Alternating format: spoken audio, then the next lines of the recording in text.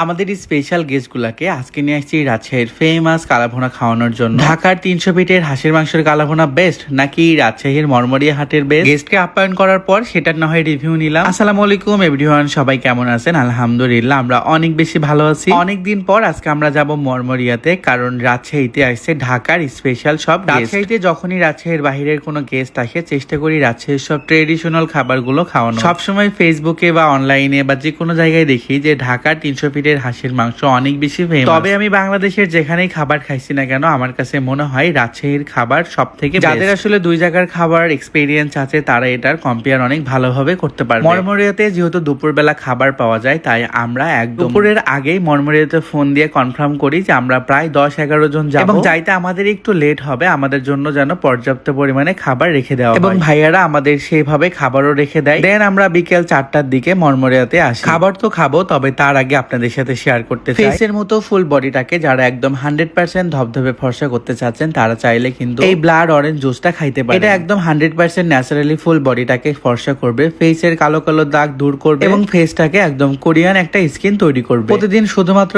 একটা করে এই জুস খাইতে হবে। ফুল ডোজ কমপ্লিট করলে 100% রেজাল্ট পাবে। বর্তমানে কিন্তু অনেক ফেক পেজে এই ব্লাড অরেঞ্জ জুস পাওয়া যায়, তবে বিউটি অয়েল কালেকশন ফেসবুক পেজে এই ব্লাড অরেঞ্জ জুস অরিজিনালটা পাবে এবং বিউটি অয়েল কালেকশন ফেসবুক পেজটা আমার এই ভিডিওর ক্যাপশনে মেনশন করা থাকবে। স্মৃতিয়াপুর বিয়ের প্রোগ্রাম শেষ করতে করতে সবারই অনেক বেশি স্কিনে ট্যান পড়ে গেছে। ইনশাআল্লাহ এই জুসের মাধ্যমে আবারও সেটা দ্রুত রিকভারি করবে। সো দেরি না করে এখনই অর্ডার করে ফেলেন আপনারা। আজকে দুপুরবেলা স্মৃতিয়াপুদেরও আমাদের সাথে আসার কথা ছিল, কিন্তু বাই এনি চান্স তাদের একটা কাজের কারণে আসতে পারে। মরমরিয়াতে আমাদের এই জায়গাটা বেশ ভালো লাগে, খুবই সুন্দর একটা নিরিবিলি জায়গা এবং আম গাছের নিচে সুন্দর সুন্দর বসার ছোট ছোট একটা করে টং তৈরি করা আছে। আমার এখন দিয়ে এই দোকানে 2বার খাওয়া, তবে আমার এখানকার পরিবেশ অনেক বেশি ভালো লাগছে এবং 2টা দিনই মাশাআল্লাহ ওয়েদার অনেক বেশি নরম ছিল। আশা কিন্তু মরমরিয়াতে প্রথমবারের মতো আসছে এবং আশা অনেক বেশি এক্সাইটেড। তার অনেক বেশি কমপ্লেন ছিল যে আমরা কেন শুধু একা একা আসি, বন্ধু টন্ধু নিয়ে তাকে কেন নিয়ে আসি। ফাইনালি আশাও আসছে এবং আমাদের সাথে ছিল পলাশ ভাইয়া, বর্ণা আপু, কিছুদিন আগে জনি ভাইয়ারাও আসছিল, তাদেরকেও আমরা এখানকার কালাভুনা খাওয়াইছি এবং জনি ভাইয়া তো ভীষণ মাপের পছন্দ করছে। যাই হোক আজকে ছিল